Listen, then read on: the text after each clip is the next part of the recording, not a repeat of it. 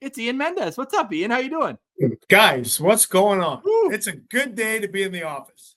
We're 40 minutes in. I think we've just talked to 15 to 18 Senators fans, and just the emotions. It feels like it's really come down to two things, Ian: memories and family. And that feels like the perfect way to come into the family atmosphere that has been created within the organization. Take us into the offices today. What's it been like after a clinched playoff spot for the first time since 2017?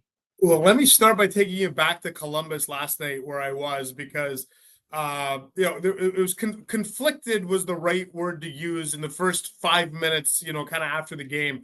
Guys were pretty dejected coming off the ice. I think the coaching staff, we were all kind of dejected, but we had a laptop. We're watching Habs Detroit.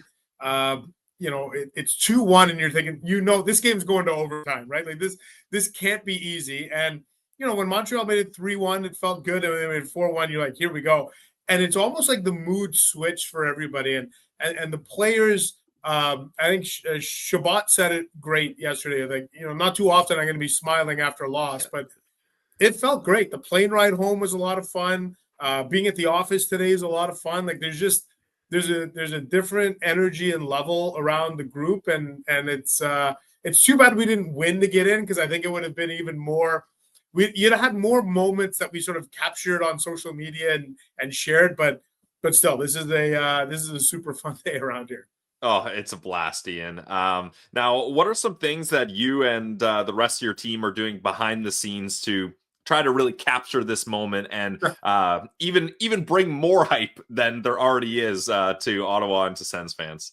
Well, here's a great example. Is last night, we're losing, and I'm thinking, okay, well now, if we don't clinch, what do we do? Like, you can't really lean into the playoff stuff until you're there, right? Like it's just bad form, bad karma, whatever you want to call it. You can't do it. But the minute we clinched, and it was pretty official, I went right to Steve Staios last night and I said, I would love to put you out in front of the media on Wednesday morning. If we can get you for a few minutes, it's really important. And so that was something that we did today. Cyril Leader spoke to the media today. Cyril did, I think, 2 or 3 interviews, CBC morning radio, CFRA morning radio. Like there's a ton. And now we got Hockey Night in Canada is now ready to do all their interviews ahead of the opening of the playoffs, and that's happening today and tomorrow. So there's a ton of media stuff going on, and the number of requests, it's wild. Like the number of requests we have for interviews with people, we're trying to prioritize them, but it's nonstop, but that's a good thing. Like this is what we all wanted. We all wanted them to make the playoffs in April, and with it comes, I think, a ton of excitement and a ton of media opportunities. Well, just remember who was there on a rainy night in November when the Senators are losing to Buffalo in 2022, eh? Oh my God! Losing to Buffalo, that doesn't narrow it down. It no, like exactly. Yeah. Oh man. Well, hey, we're so happy, and we're not going to put you on the spot and tell you to pick your opponent, but I will ask you, as someone who admittedly is now a diehard Sens fan, Mr. Unbiased Journalist is wearing the logo now. Is there a player or a line or anything in particular that you're going to be watching for in round 1, saying this could make or break the first round series? Wow. To be honest, I think Steve Staios said it best today. It's not like this is a one-line team or a one player team. Like the guy that to me has been so impressive that I think has been undersold nationally, that I'm excited to see him get some pop, is Jake Sanderson. Like to me, I think this year, Zach Werenski, Quinn Hughes, and Cale Makar are likely going to be your 3 finalists for the Norris Trophy.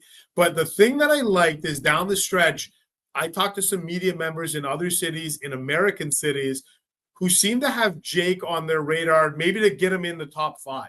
And that's huge for somebody like Jake, who doesn't play a style that is maybe eye-popping or eye-catching. But boy, you watch him, you're like, that guy is unbelievable.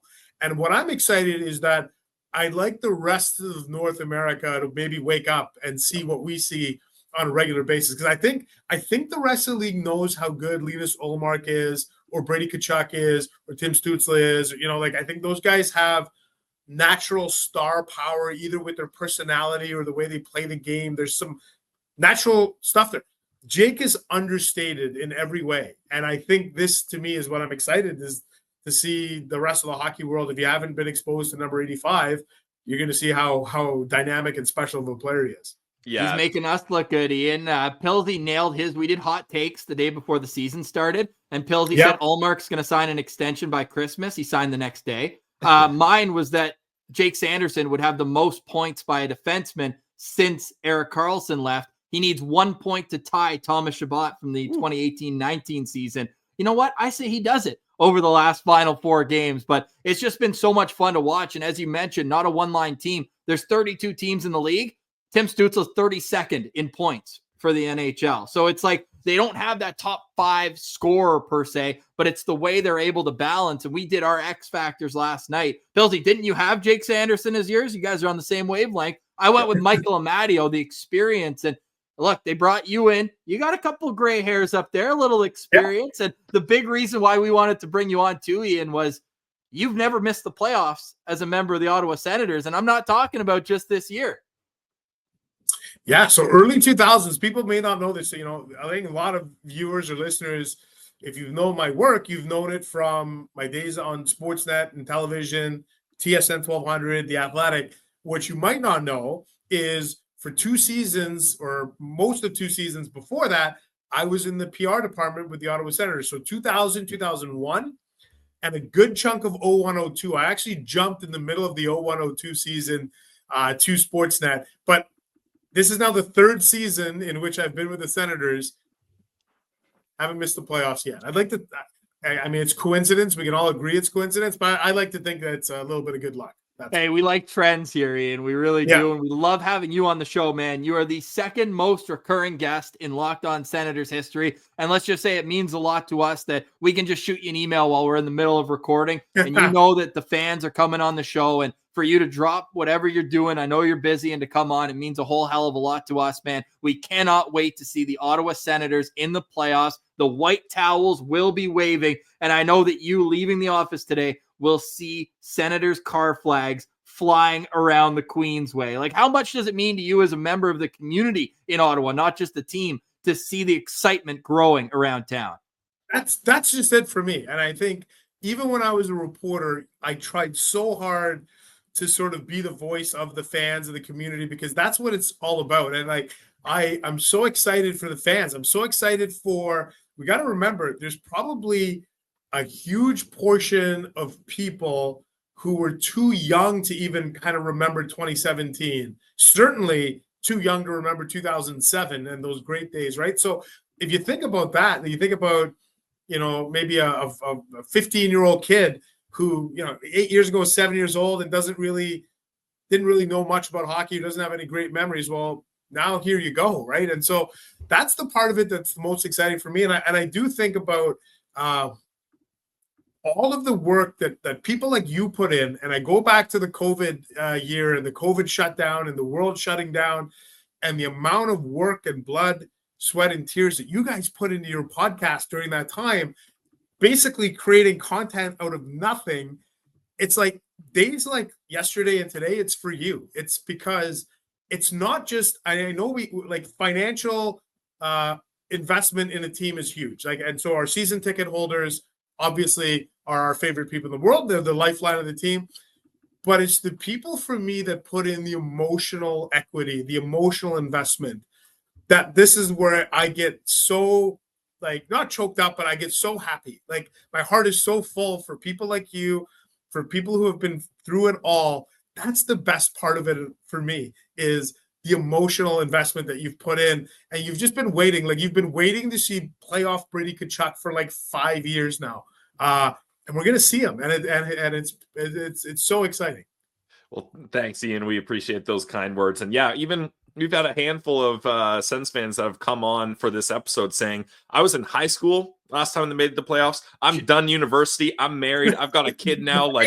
Jack Richardson said he didn't even have his driver's license the last time they made the playoffs. Yeah, families have been formed and changed, and careers have been started since last time Sens were in the playoffs. I've got an 8-year-old nephew, Sens fan. He's never seen the Sens in the playoffs, so this is such a huge moment. They don't have any experience with the playoffs. But final one for me here, Ian. It's all Lily knows, by the way. Yeah, exactly. That's right. Yeah, your daughter's seventh in the NHL since she was born, by the way. Yeah. Points. Love it. I just want to ask you, we talked about it before Steve Stais made a bunch of moves this year, bringing in veteran guys with playoff experience. The only players on the team with playoff experience were Travis Hamonic and Claude Giroux. Just how important do you think it was for Steve Stais and the rest of the management team to target guys that have been there, that have Stanley Cup rings, that have Stanley Cup playoff experience, to help kind of guide the younger group, the core leadership in the Shabbats, the Bradys, that haven't had a chance to experience those things yet? Yeah, I think, Brandon, I think it's huge. Like, I think it's really big. And I think when you look at the last 7 weeks of the season, you can make an argument David Perron's been as important as any forward on the team. Michael Amadio has scored some clutch goals. Like, it's no coincidence that when the stakes got raised in the last 6 or 8 weeks, those two guys elevated. And, you know, David, and I saw it, was so happy when we found out he was the Masterton Trophy nominee, because I think nobody sort of exhibits those characteristics of perseverance and dedication like he has this season.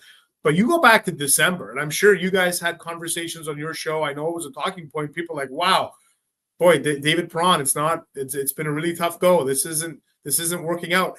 And fast forward now to the middle of April, and you just know that that's exactly the guy that's needed in the Stanley Cup playoffs. Michael Amadio too. I think maybe it took him some time to find his niche or his role. And now you're seeing that this guy's a Swiss Army knife. He plug and play, and he's just so calm, and he's such a veteran presence. He seems to have a knack for scoring big goals. Like, it's about finding the right veterans, right? And I think you go back a few years ago, and different veterans were brought in. It just didn't quite click. It didn't quite work. They found, I think, the right insulation for this group, and you got guys that have won Stanley Cups. I think that's a big deal. And everybody is so excited, man. Thanks so much for doing this, Ian. We really appreciate it. Keep high stepping around the office, because the playoffs are coming back to Ottawa. Thanks so much for doing this, man. Hey, thanks for having me, guys. And can I say go Sens go?